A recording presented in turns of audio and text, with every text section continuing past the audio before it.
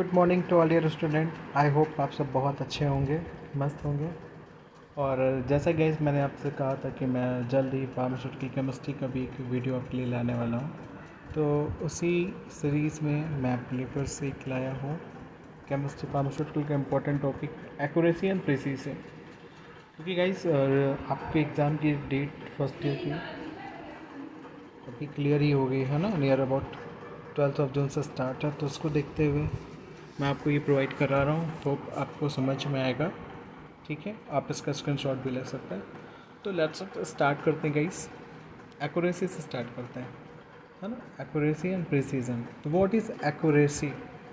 Accuracy क्या है guys? तो it is the degree of real, it is the degree of real and it may be defined as, यानी कोई भी चीज़ कितनी एक्यूरेट है, यानी most nearest to real value, that is called accurate. इतने मोस्ट एक्यूरेट वैल्यू है, ठीक है। It may be defined as, ठीक है। इसको कैसे डिफाइन कर सकते हैं?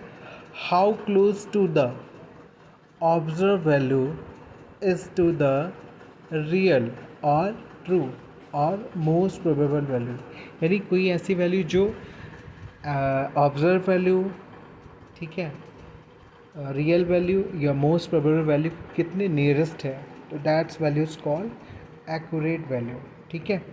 And accuracy of measurement is how much is different from the accepted value, जो भी एक्सेप्टेड वैल्यू है, ठीक है, उसमें कितना observe value and given value दोनों में जो भी डिफरेंस है, ठीक है, दैट इज़ कॉल्ड दोनों के जो नियरेस्ट वैल्यू कहलाएंगे, ठीक है। सपोज दैट अभी एग्जांपल से आपको समझाएंगे, है ना, ठीक है। Accuracy express the correctness of a measurement, कि कोई वैल्यू कितने मेजरमेंट के क्लोजनेस है, क्लोज है या करेक्ट है, that is called accurate value, ठीक है। सो एक बार फिर से रिकॉल करते गए, एक्यूरेसी को क्या बोलेंगे हम? तो it is the degree of real and it may be defined as, accuracy क्या बोलेंगे? It is the degree of real, है ना। और इसे और भी हम कह सकते हैं how close the observe value is to the real value और ट्रू वैल्यू और मोस्ट प्रोबेबल वैल्यू, यानी जो भी वैल्यू दी हुई है वो ऑब्जर्व वैल्यू या रियल वैल्यू की कितनी क्लोज है, that is called accurate value, है ना, and that is called accuracy. तो एक्यूरेसी ऑफ मेजरमेंट, ठीक, किसी चीज़ को अगर मेजरमेंट कर रहे हैं तो कैसे हम डिफाइन करेंगे इट इज़ एक्यूरेट है कि नहीं है? तो how much is difference from the accepted value, accepted value से कितना डिफरेंस है, नियरेस्ट कितना है, that is called accurate value, ठीक है। Accuracy express the correctness of a measurement, accuracy क्या करेक्ट करता है, एक्सप्रेस करता है कि कोई भी मेजरमेंट की जो वैल्यू कितनी क्लोज है एक्चुअल वैल्यू के, that is called accuracy. Now we are talking about the methods for determination of accuracy. Accuracy का अगर हम मेथड की बात करें, है ना, तो they are two possible way of determining the accuracy. दो पॉसिबल वे हैं जिसके थ्रू हम क्या कर सकते हैं, एक्यूरेसी को हम डिटरमाइन कर सकते हैं। First one is a called absolute method and second one is a comparative method, ठीक है। एब्सोल्यूट मेथड या एब्सोल्यूट एरर भी बोलते हैं इससे, है ना। ओके, सो स्टार्ट करते हैं। What is the absolute method? It may be defined as the difference between true value, it may be defined as the difference, किसके बीच में डिफरेंस है? Between true value and measure value. True value and measure value के बीच में जो difference आएगा that is known as absolute value या एब्सोल्यूट एरर, उसे हम क्या बोलेंगे? एब्सोल्यूट वैल्यू या एब्सोल्यूट एरर भी बोलेंगे, ठीक है। So simple. What is the absolute method? इस मेथड थ्रू हम क्या करेंगे? डिफरेंस निकालेंगे किसके बीच में? ट्रू वैल्यू यानी जो वैल्यू दी हुई है, ठीक है, जो एक्चुअल वैल्यू है वो, और मेजर वैल्यू जो मेज़र करेंगे उसके बीच में जो डिफरेंस है, जो वही क्या कहलाएगा? आपका एब्सोल्यूट मेथड कहलाएगा या एब्सोल्यूट एरर कहलाएगा। Not talk about the second method की बात करते हैं, कंपैरेटिव मेथड। नाम से लग रहा है कंपैरेटिव मीन्स क्या करेंगे हम इसमें? कंपैरिजन करेंगे, यानी it may be defined as the absolute और mean error express as percentage of true value. जब एब्सोल्यूट मीन या एरर को क्या करेंगे हम? परसेंटेज में निकालें किसका, ट्रू वैल्यू के फॉर्म में, नोन एज कंपैरेटिव मेथड। इसे हम क्या बोलेंगे, हम we call them comparative methods. I hope आपको ये समझ में आया होगा। ठीक है, नेक्स्ट बात करते हैं, अगर हम एग्जाम्पल की बात करें, ठीक है, हम कंपैरेटिव एरर को एग्जाम्पल से समझते हैं। ठीक है, ट्राई करते हैं ताकि आपको आसानी से समझ में आ जाए। ठीक है, द रिज़ल्ट ऑफ, क्वेश्चन है आपका, the result of an analysis are, एक एनालिसिस किया गया जिसका रिज़ल्ट देखा गया क्या, 26.09% compared with the true value. Result है 26.09% और जबकि ट्रू वैल्यू उसकी गिवन थी 26.98%। Then what will the absolute and relative error, या एब्सोल्यूट या रिलेटिव वैल्यू क्या है, या कंपैरेटिव वैल्यू क्या है। ठीक है, सो आपका दिया हुआ है, तो फॉर फाइंडिंग एब्सोल्यूट एरर या एब्सोल्यूट वैल्यू, क्या एब्सोल्यूट मेथड में हम क्या करेंगे, पहले क्या करेंगे, पता ही हमें कि if you want to know the absolute error, we must have to differentiate between observed value and true value. Observed value कितनी दी हुई थी गाइस, 26.09, एंड एक्चुअल वैल्यू क्या थी इसकी, या ट्रू वैल्यू क्या थी, 26.99। तो दोनों को हमने क्या किया, डिफ्रेंशिएट किया, सब्सट्रैक्ट किया, तो क्या हमें मिला, -0.9%। that is called absolute error and such type method called absolute method. now comparative error की बात करें, ठीक है, तो absolute error, comparative error क्या होता है, absolute error upon true value into 100। अगर हम इसको क्या करेंगे, इसके फॉर्मूले की बात करें comparative error की, तो फॉर्मूला क्या है, if you want to know the comparative error, that is equal to absolute error upon true value into 100 से मल्टीप्लाई कर देंगे। तो यहाँ पे गाइस क्या दिया हुआ है, एब्सोल्यूट एरर की अगर हम बात करें तो कितना है, 0.9%, जैसे यहाँ पे पुटअप रखा गया। फिर इसकी ट्रू वैल्यू कितनी थी, 26.98% जो यहाँ रखा गया, फिर 100 से मल्टीप्लाई किया, डैट इज़ कंपैरेटिव एरर कितना आ गया आपका, -3.33, that is comparative error. I hope आपको समझ में आया होगा।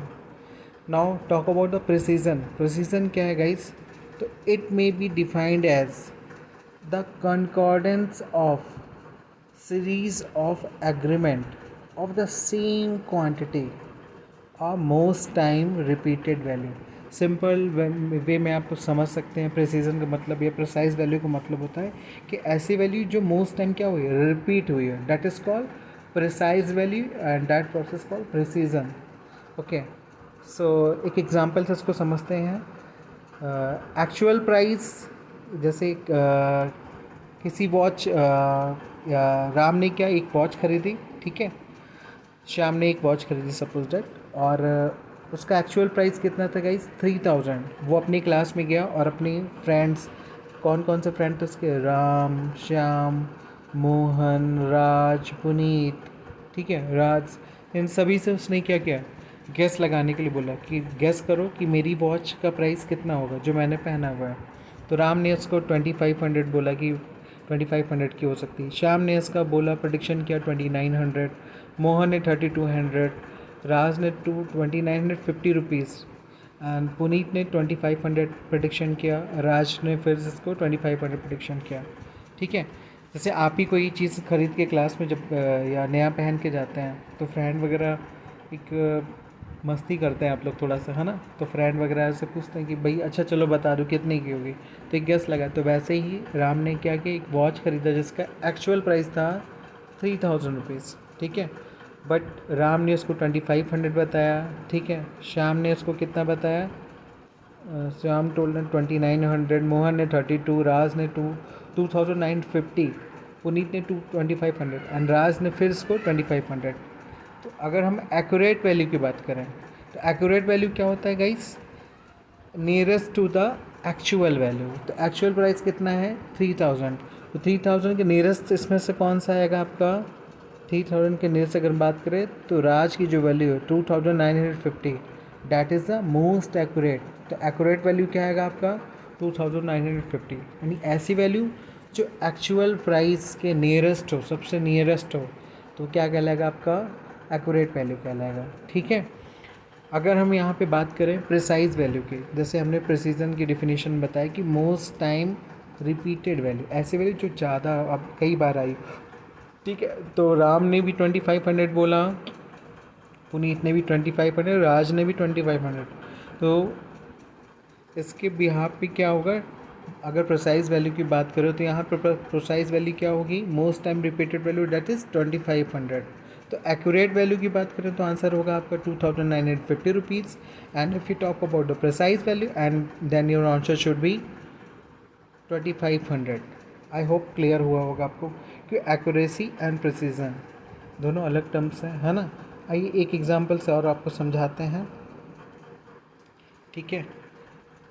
अब आपको ले चलते हैं। ठीक है। जैसे you all have to seen the Olympic game, आप लोग सभी लोग देखा होंगे, है ना। ठीक है। एग्जांपल लेते हैं, इन ओलंपिक गेम्स शूटिंग कंपटीशन में 4 प्लेयर थे। कौन कौन से, ABCD, 4 प्लेयर हैं। ठीक है।